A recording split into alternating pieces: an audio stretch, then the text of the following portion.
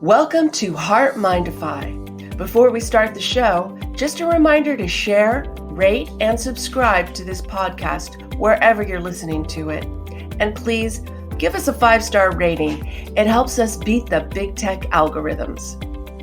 I'm John Izzy. Change can be difficult for a lot of us, but when we understand what makes us tick, we develop a better understanding of who we are and begin a journey of discovering our best self. Join me for a free session at johnizzy.com. And I'm Kim Cordy, creator of the Emotion Chef Framework, an emotion management tool. Thoughts drive emotions, and emotions drive thoughts, but it's our emotions that drive our decisions and behaviors. Find out more at kimcordy.com. Sit back, relax, and enjoy the show.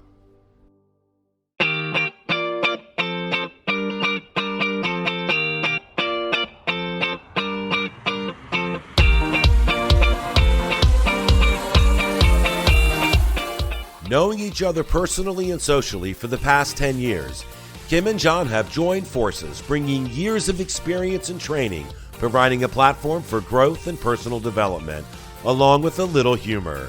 John is the heart, Kim is the mind, and together they are HeartMind-ify.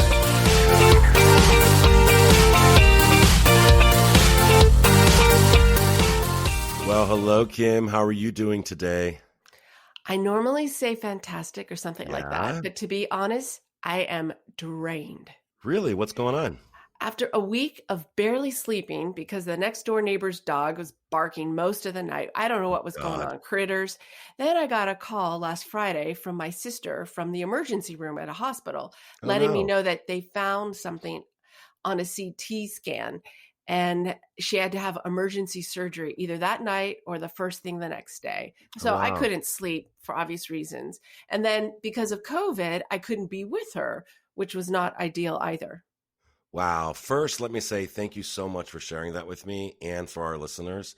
But getting a call like that is never an easy one. Is she doing okay? She is. Luckily, no cancer, recovering nicely. Nice. But I noticed a change in me going through a week of no sleep. A change in you? How so? My mood was lousy. I found myself wanting to yell at people who irritated me at the store or while driving. Like I was at the end of the line with my patients, and even Andrew noticed. Well, typically this isn't you, but given the circumstances, well, I can relate. You know, it seems as if you are depleting your energy instead of regenerating it. It's all about having the right body budget or budget for your body. That is correct. My body budget was in the negative, and it took a toll, not just on my personality, but also on my well-being. Well, let me back up for a second because I think we need to put some context around this. A couple years ago, back in 2018, you introduced me to an author, and her name is Lisa Feldman Barrett. And she wrote a fantastic book called How Emotions Are Made, The Secret Life of the Brain. So you pointed me to this book, and I really, really enjoyed it. In fact, I've used it in an upcoming book that I co-authored. But in the book, Barrett posits that emotions are not simply reactions to things that happen to us, but emotions are constructed by how we make sense of our sensations and by how we make predictions based on our past experiences and understanding. A lot of that we talked about over the past, I don't know, what's it been now, 9-10 weeks? We are on episode number 10. Wow. But one of the important features Barrett talks about is this concept of the body budget. Our body budget is our body, mind, brain capacity to cope, according to Barrett. I like her concept of the body budget, but sometimes it can get a little confusing. So Kim, can you do what you do so well? And that is help me and our listeners to bring some clarity to simplify its understanding. I'm happy to do so. This is awesome. A big part of my Emotion Chef framework and the course that I teach. If you think of your body as an organization with the different parts holding various positions, your brain would be the CEO because they're the boss, and ultimately they approve the CEO would approve how the money gets spent. So every department has a budget, or the body has a budget that it needs to spend. And if you think of energy as currency, so calories, really the word for it is energy. And I think even in Europe, they use the term energy instead of calories for the foods that you consume. Okay. So your brain manages this energy, and it needs 20% of the energy in order for it to function, because it has its own budget. So your brain's overseeing the incomes and expenditures. And we have the continuous estimating of the body's energy requirements. For instance, there's reserves for long-term projects like stressful events or illness. But once the event is over, the reserves are released, and you don't have to take away money for regular operations for your reserves. I don't know if that makes sense to you, because it's really a complicated process, and I'm just trying to simplify it here. So think of, you have your regular operating budget, and then you have emergency, which kicks in your fight or flight response. And then your regular is just your regular operating, your rest and digest state. So you're comparing the body budget to a concept that seems that we are also familiar with, which is our personal finances. So this makes sense, because in order for us to be able to purchase something, we have to maintain a budget that allows for a specific expense. Good so far? Right. Okay. Then when we make a deposit, our budget is maintained. Now, I know in my own budget, I not only budget for bills and expenses, but I budget for emergencies as well as fun things like vacations or a brand new TV and so forth. But as long as I keep the budget balanced, I'm good to go. But sometimes I break the budget. So, how does this fit into our emotions and our psychological life? Basically, our day-to-day being in the world. When you are constantly exceeding your budget, or you are low on revenues, if you're not doing things to stop the emergency, for instance, if you have a leaky roof, if you just keep repairing the roof and the leak keeps going, instead of getting a new roof, but you need money, right? That's kind of an Right. example. But it's that constant exceeding of your budget creates your out of balance body budget. And the toll of being out of balance, having more expenditures than deposits, will manifest in a myriad of ways. That would be illness, depression, being overly sensitive, like I was, inability to concentrate, impaired memory, reduced emotion regulation, and excessive tiredness. A lot of this comes from chronic stress. So, not a shocker, stress demands a lot of our budget. When we are in a stressful mode, we still need to operate, right? Our Right. body, but it's taking funds away from it. The brain releases cortisol, and the cortisol speeds up our heart rate, it speeds up our breath rate, it increases our temperature. All of these things happen. And when the brain, and also because we don't get out of stress mode, the brain can't get rid of the cortisol fast enough, and it impairs our brain. Sustained stress tells the brain we need a permanent budget, because it's constantly having to release it. So, okay, let's just keep going. We're just going to keep in this mode, and it can't get out of it. That's why stressed people are typically extra tired and extra hungry. Does that make sense? So, Kim, I think I do understand, but one of the questions that comes to mind when you're talking is, what does my body look like? Well, I know what it looks like, but what does my body look like? What does my body look like when my budget is intact? And then what does it look like when it's not intact or out of budget? And how do I get it back in budget? Does that make sense to you? It does. And I'll explain it to you this way. So your Okay. regular budget is your, like I said, just your regular chill rest and relax state. Your breathing rate is slower, your heart rate is lower, your blood is being used to digest your food. It's not being diverted to muscles because you're in a fight or flight mode. You're not in Okay. a stressed reaction. So think about it as when you're just going through your day, it's kind of a chill moment. Think about how your body feels at that moment. Being at the beach, you're just taking care of business without that feeling of stress. Okay. I gotcha. Now, imagine a dog jumps out of nowhere and starts barking at you. Okay. You go into your breathing rate and heart rate, it gets faster. Now your brain is releasing the cortisol, which is what is going to divert all of your blood to your muscles. Because what do you need to do? You need to run. You need to react. Your senses need to be sharpened.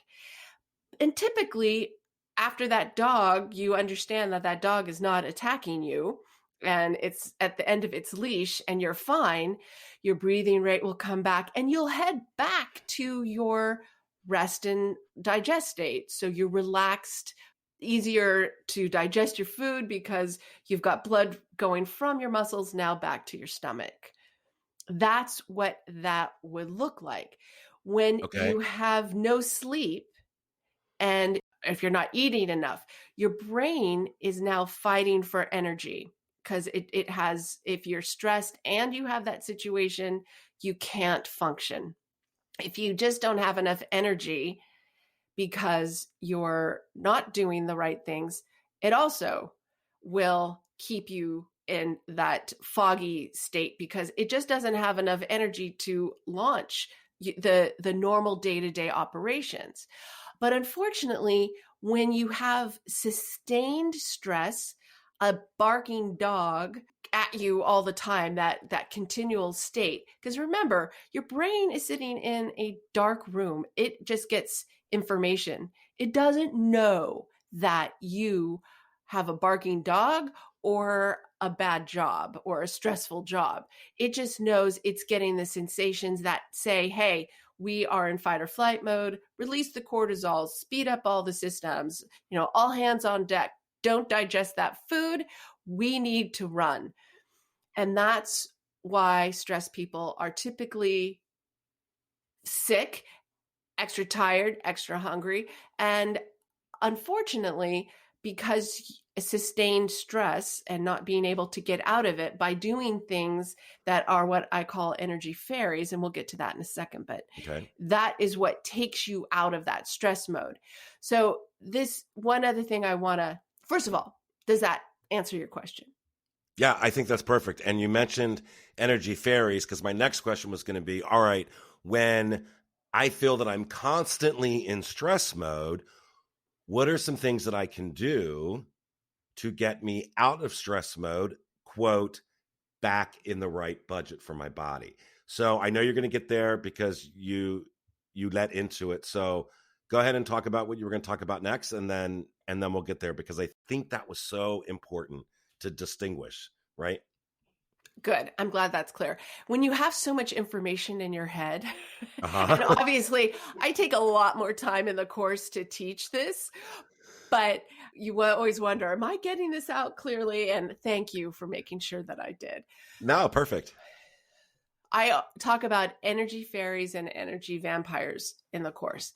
And people always laugh when they see the energy fairy. It's this pretty fairy with her wings and dressed in white. And think about it. Tinkerbell, pixie dust, that's good stuff, right?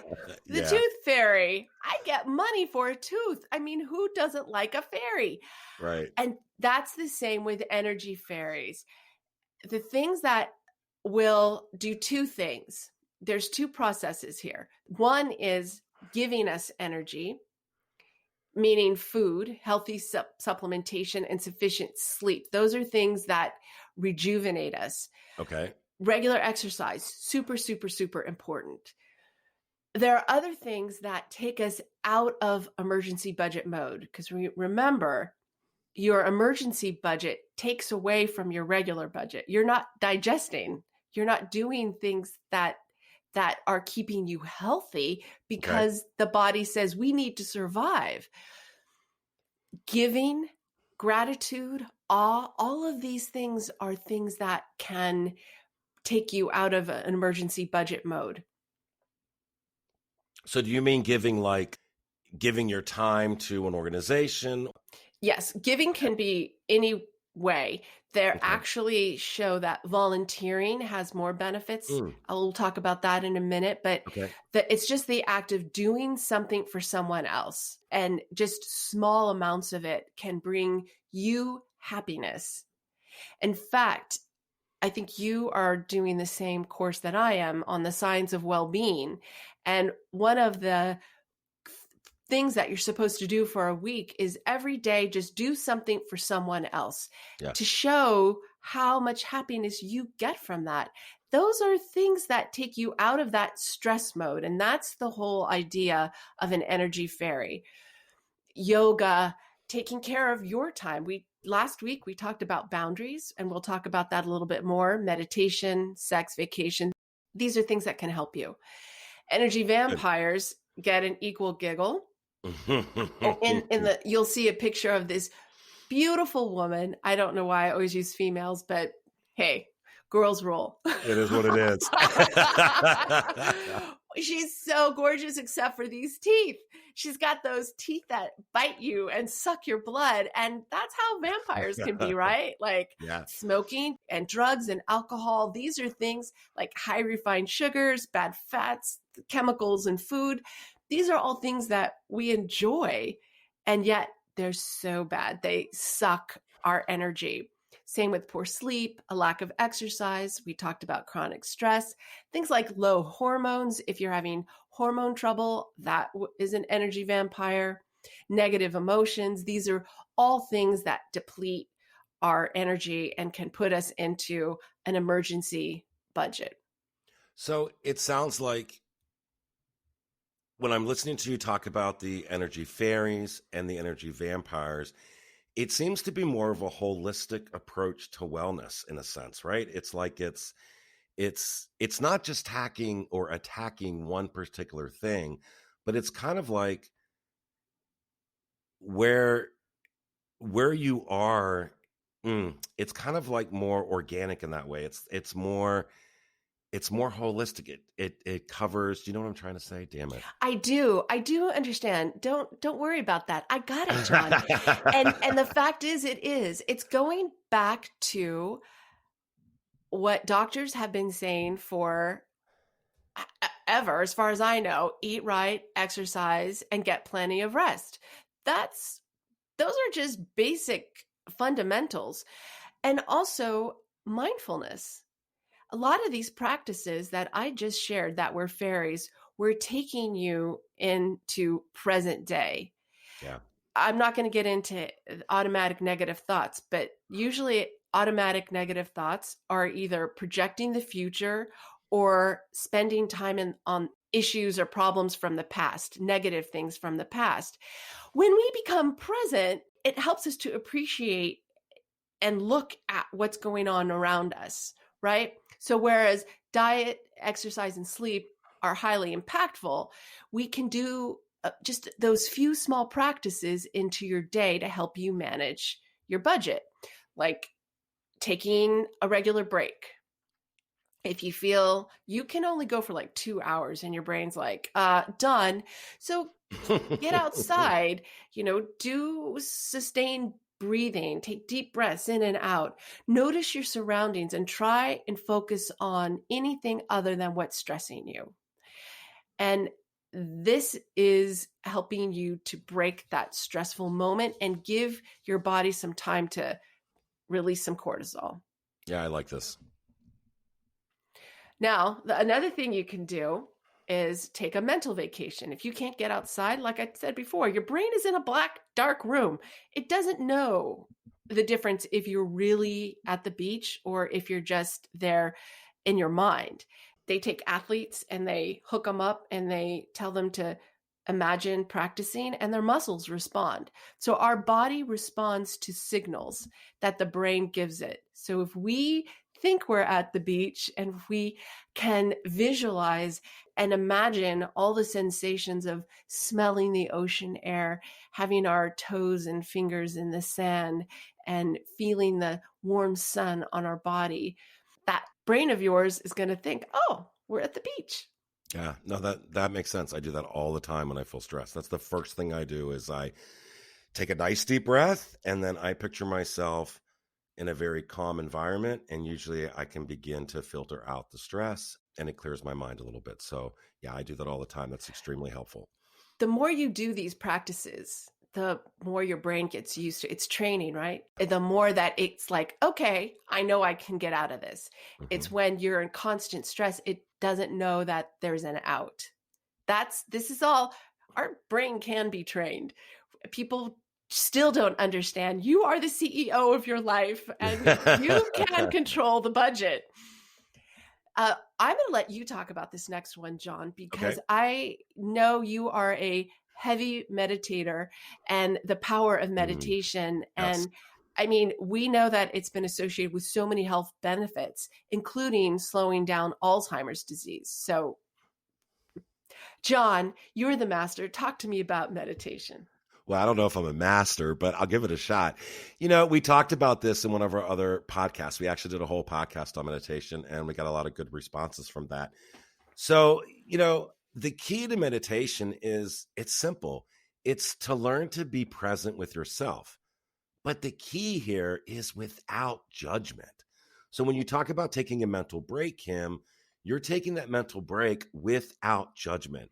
You're not judging the things that you did that you could improve on. You're not judging, the way that you behaved. You're keeping all the judgment out of it and you're just present with yourself. So the main purpose of meditation is that it breaks then that stalemate of life, right? It stops the constant pushing and pulling that we have become so accustomed to. And that can be done in 10 minutes or 30 minutes or however long it takes. But the key here is that it stops. And as a result, it provides a platform for you to observe.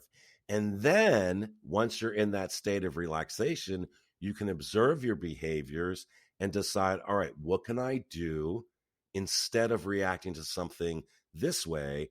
What can I do so that my reaction benefits me and benefits the person that I'm reacting to? So it's still without judgment, but you're now allowing yourself to have options. And I think that's key. I do too. And another point to this is training your brain. Yep. You meditate, thoughts come in, and we have our monkey mind, right? Yep. And you taught me I tell everyone, this is the best thing ever when it comes to meditation. Imagining a box Yeah. in the back of your brain. And when you're trying to meditate, you just put those thoughts in that box. If you try not to think about the thought, you'll think about it more. Yep. So putting the thought in the box and saying, I'll open you up later, trains your brain and it makes meditation that much easier. And it gives you the ability to stop your monkey mind during the day. Yeah. So no, that's so true. One of the things that I do in meditation that's kind of funny. We were talking about this last night with a group of people, but one of the things I do is I think of myself walking down a path, just walking down a road. Let's say it's a road. And as a thought comes in, I send it to another route. And it's like, you go that way. And I'm going down this road. Another thought comes in, you take that exit. And it's kind of pushing them back. But the key here is at the end of the meditation, you can then bring all those thoughts back so that they're away for the moment, but they're still a part of you. And so you let them come in. But now when you let them come in, you are in control of them. Whereas before they were in control of you. Yeah. Just a thought. No, another new tool. Thanks. Man, now I got to add that to the course. Anyway, volunteering is another way. Yes. Volunteering, I know you volunteer. I Hmm. volunteer right now at the COVID testing site. According to Harvard Health, a growing body of evidence suggests that people who give their time to others might also be rewarded with better physical health, including lower blood pressure and a longer lifespan. Remember, lower blood pressure is a part of a regular body budget. So you are engaging the regular body budget when you volunteer. Another way to help yourself is to create boundaries. Establish a boundary between work and personal time. Establish boundaries for yourself so that you have your needs met and the needs of your family met. People get in this whole mode of, I have to do everything, because you have a baby, right? And so you Yep. get in this mode where I'm always having to put my family first. Well, when they get of an age where they start to become more independent, so should you. You should start carving and putting in little boundaries and develop those boundaries, not only for yourself and your own well-being, but also as a good example to your children that as they grow and mature, they have a great example of boundaries. When it comes to work, you want to have expectations set with coworkers and management in the same way, because you have to set boundaries in order to take care of and have personal times. And the same should be valid for family and friends. They should respect your time at work, and you should set boundaries as to when you interact with them during the workday. They found that just a notification on your phone or a missed call is almost the same as an interruption to your work product as picking up the phone or Wow, that's answering crazy. the text. You get, I think it's like a 23 to 27% error rate just from that. Wow. So boundaries are good all around, both ways. Boundaries for yourself and respecting the boundaries of your workers and self. Yeah, no, that's good. I wanted to have you explain something that Angie explained to us on the call or on the podcast last week. And that was her example of the cup and the saucer, Oh, yes. right? Yes. And this is why it's important. And this boundary can be to financial boundaries, to time. And when you think about a saucer and a cup, you have to fill the cup. The cup is you, and the saucer is your family or community. If you fill up the cup, anything that spills over goes to them, to the saucer. Mm-hmm. You can't fill the saucer up from the cup No. to the cup. It's always the cup to the saucer. So when you have enough to give, then everything extra spills over. I thought that was a great visual of how you need to take care of yourself in order to be able to give to others. And that to me is, for me, that's the most important thing. It's having the gratitude, and we talked about that with the Energy Fairies.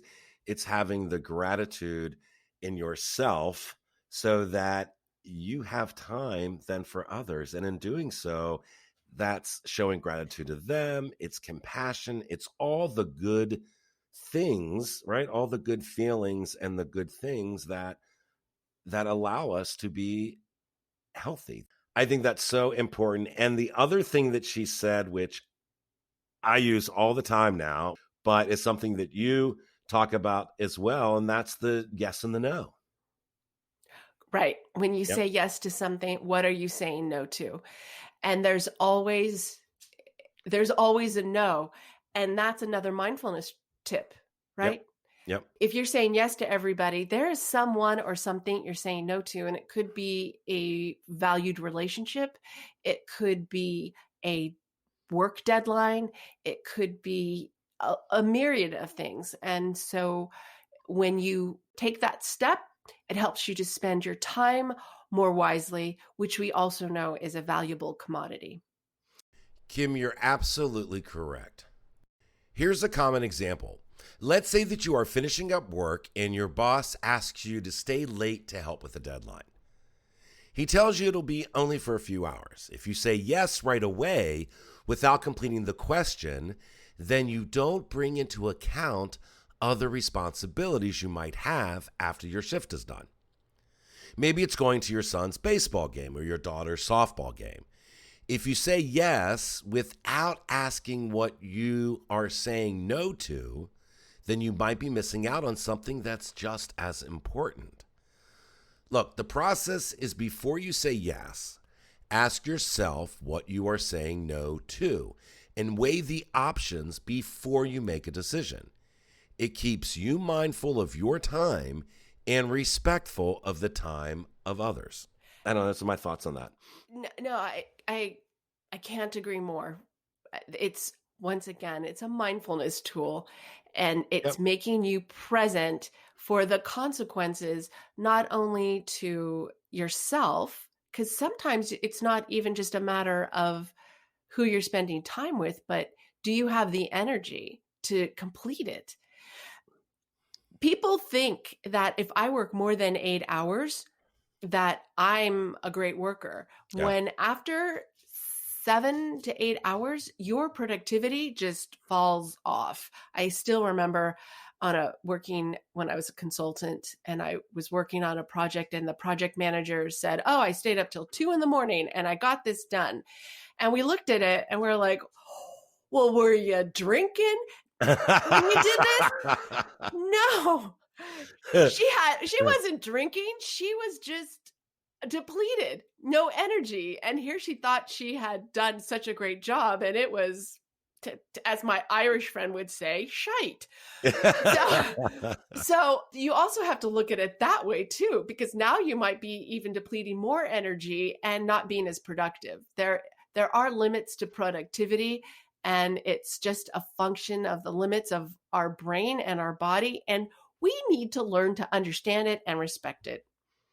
Yeah, and it sounds like to me that what you're saying is if we become better at managing our energy, then managing our time should come with more ease.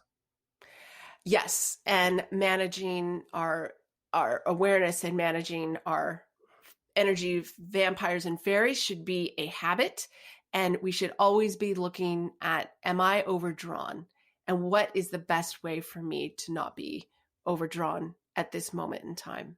What's the healthy way for me to get out of it? Wow, Kim, I tell you, I got a lot out of this podcast, and I hope our listeners get a lot out of this podcast too, because it's important to look at the bigger picture. It's not necessarily, I mean, you have to know what are the things that are causing you to fall short, but it's better to understand what impact that has on you and on everybody around you. And that's huge. And, like you said throughout this podcast and many times before, Kim, our emotions play a huge role in why we do the things we do. So during the next couple of weeks, when I lead the conversation, I want to walk our listeners through a series of topics that addresses that. It's going to address what makes us tick, basically why we do the things we do. We'll look at our speech, how that has an impact on us, our actions, and our rational explanations for things. Yeah, even our irresponsible actions have rational explanations. But, before we start that series, Kim and I have been talking about two different things that are going on right now and that we're seeing a lot in people. One of those things is worry, people that worry. And the other topic is the amount of complaining that's going on social media today. Just the amount. And I don't even think people realize that they're complaining. But there's a reason why we complain. And I think we're going to spend the next two podcasts on worry and on, why we complain. Why are we in this, quote, funk that we're in? So, and, part of it is that I have spoken to a lot of people recently that typically have their life together. And for some reason, it seems to be so out of control. So these people are showing a lot of signs of worry in a way that I've never seen before. So what we're going to do is we're going to address the topic of worry and show how you can make a shift from being a worrier to a warrior. A worrier to a warrior. Yeah, say that 3 times. Sounds never, ever, ever would I take that challenge. Worrier to a warrior, I worrier love it, to a right? warrior, worrior to a warrior. I did That's awesome. it. I'm very excited to take on these topics. Yeah, I think they'll be good for us and they'll be good for our listeners as well. And before we go, John, Yeah, Squadcast always assigns me a it name. sure does. And my name today is Diligent Spokesperson. I love it. I do too. That's I kind awesome. of think that was true in this I week. think so too. Trying to take that big topic and swoosh it down into a half an hour's takes a lot of diligence. It sure does. That's funny. All right, everybody. Well, listen, Kim, have a great week. And everybody else, enjoy the rest of your week. And you will hear from us next time. Bye, everyone. And thanks, John. Bye-bye. Thank you, Kim. Bye.